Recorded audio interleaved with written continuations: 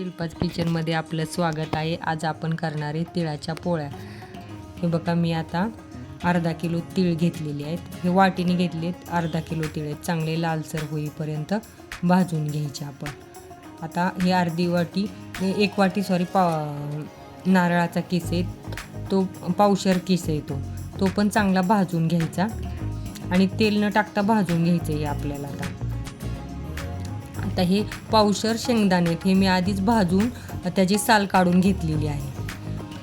आता आपण अर्धा किलो तीळ घेतलेत आणि तेवढेच आपण गूळ पण घेणार आहे, अर्धा किलोच। आधी मिक्सरमध्ये आपण शेंगदाणे बारीक करून घेणार आहे आणि मग तीळ टाकणार आहे आणि मग गूळ टाकणार आहे आणि मग फिरवून घेणार आहे। आधी शेंगदाणे चांगले बारीक करून घ्यायचे आणि गूळ आणि तीळ टाकल्यावर खूप फिरवायचं नाही, खूप थोडंसंच फिरवायचं, नाही तर तीळ खूप बारीक होतात मग। आता त्यात मी सगळं बघा बारीक करून घेतले। आता आपण वेलदोड्याची पूड टाकलेली आहे आणि खोबऱ्याचा किस मगाशी भाजून घेतला होता तो टाकलाय। आता तो पूर्ण सगळं मिक्स करून घ्यायचं त्याला व्यवस्थित असं। आणि जायफळ टाकणार आहे मी आता, जायफळ खिसून टाकायचं, म्हणजे गुळ असल्यावर जायफळ टाकल्यावर छान वास येतो। आणि आता इकडे मी तूप गरम करायला ठेवलं आहे, त्यात आपण काजू आणि बदाम तळून घेणार आहे। तुम्हाला आवडत असेल तर तुम्ही करू शकता, नाही आवडत नसेल तर नाही टाकलं तरी काही हरकत नाही।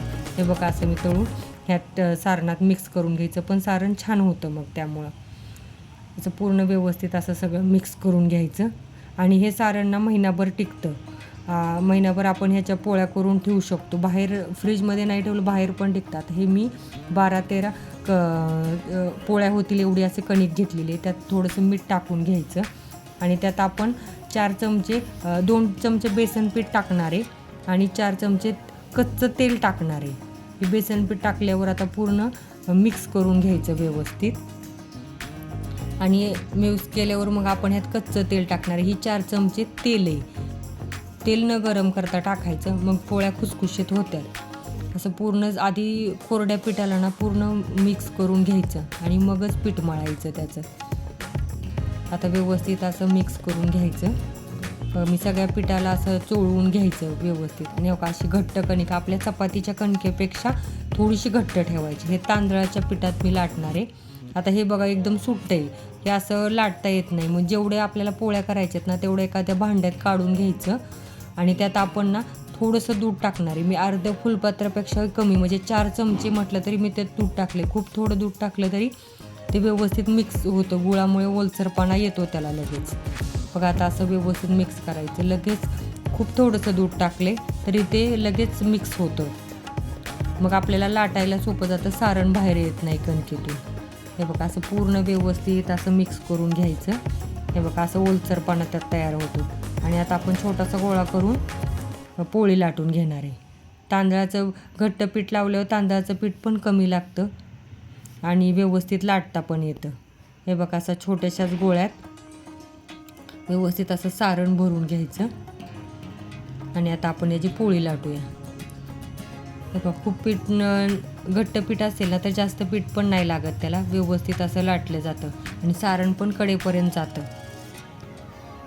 हे बघा असं व्यवस्थित, आणि खायच्या वेळेला तुम्ही तूप लावून खाऊ शकता असं व्यवस्थित। मोठ्या गॅसवर, खूप बारीक पण नाही गॅस करायचा, मोठ्या गॅसवरच मीडियम गॅसवर भाजून घ्यायचं।